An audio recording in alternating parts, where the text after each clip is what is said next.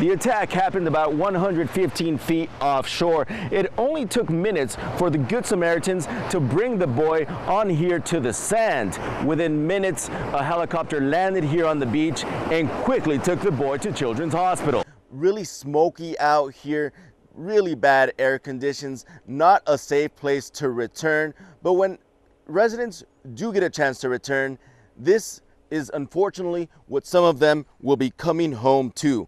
Republican Darrell Issa has held his congressional seat for 9 terms, but he won his last election by the thinnest of margins, making the 49th district a top target for Democrats. More than 24 hours after this rock fire started, we can see that there are still hot spots here. A lot of people still unable to come home. And as far as firefighters go, they still have a long day ahead of them. And we're getting into the story. We're here at the annual Bike the Bay. I'm getting into it. All these people are getting into it. Oh my God. They're gonna be crossing the bridge. It's their only chance to cross the bridge. We're gonna have more on Bike the Bay and all the people out here. It's for a good cause, trust me. It only took minutes for the Good Samaritans to bring the boy on here to the sand. Within minutes, a helicopter landed here on the beach and quickly took the boy to Children's Hospital.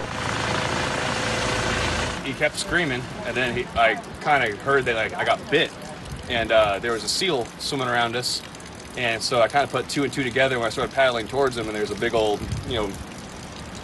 wake of blood behind him. Chad Hamill was on his kayak looking for lobster when he heard the 13-year-old victim yelling for help. And he flopped on top, and then just his entire back was open. You can tell the shark hit him in the clavicle, ripped open everything in the back, and then the top teeth came down and got his cheek.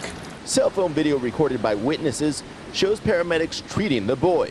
Just after sunrise, local surfers were just getting ready to get in the water. I started running down to see what was going on, and the life flight helicopter was coming in. I just couldn't believe it was happening in my surf break. I surf here almost every day. The people who helped the boy have past experience in emergency situations. It was an off-duty PD officer from Oceanside, one California State Park lifeguard off-duty, and a friend of theirs. One of those Good Samaritans is just happy they were able to get to the boy so quickly. We got him in past the surf, brought him up, helicopter came, and yeah, what a hell of a morning.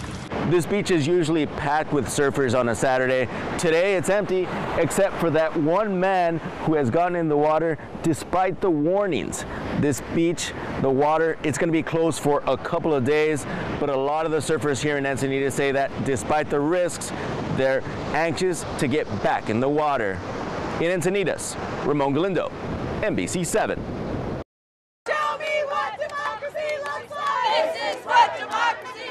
Hundreds of Carlsbad residents showed up to Cannon Park with a loud and united message: keep families together. The last time the United States separated families like this was during slavery. And they had no problem, and they did it in good conscience, because they deemed slaves as animals, as chattel. And that's the same language that Donald Trump is using today. These aren't people. These are animals. Calling people animals allows you to treat them that way and to be able to separate families. Within this large crowd of demonstrators, there was also a pair of people who support the government's current zero-tolerance immigration policy. ICE was brought about by 9/11, and they do a job, and they do it well, and they're becoming a scapegoat, unfortunately, for this whole separation of families issue. Change the laws if you believe that these laws that are being enforced, that are on the books, are wrong. And until those laws are changed, I support those laws.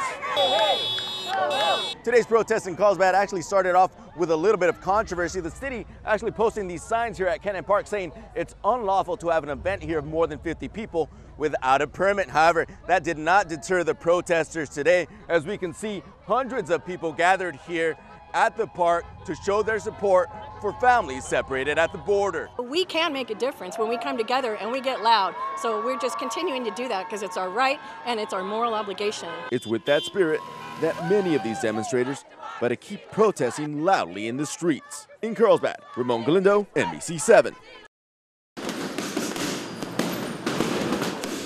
Every day, Dozens of kids work out at the Community Youth Athletic Center in National City. The gym is a sanctuary for children who live in poorer neighborhoods. It's also a place where kids can dare to dream. I want to be world champion, go to college at the same time. Jorge Chavez was struggling in school when he started boxing. He's also seen some of his friends follow a destructive path. I grew up in Logan. There's a lot of violence. I used to get suspended in school a lot, and once I joined boxing, like, everything changed. For the trainers and volunteers here at the CYAC, the formula is simple. The more time that the kids spend here inside of the ring, the less time they'll spend inside of the criminal justice system. But some of those kids that come in are, like I say, in homeless shelter or have been abused physically and mentally, and they just come because they're looking for that help.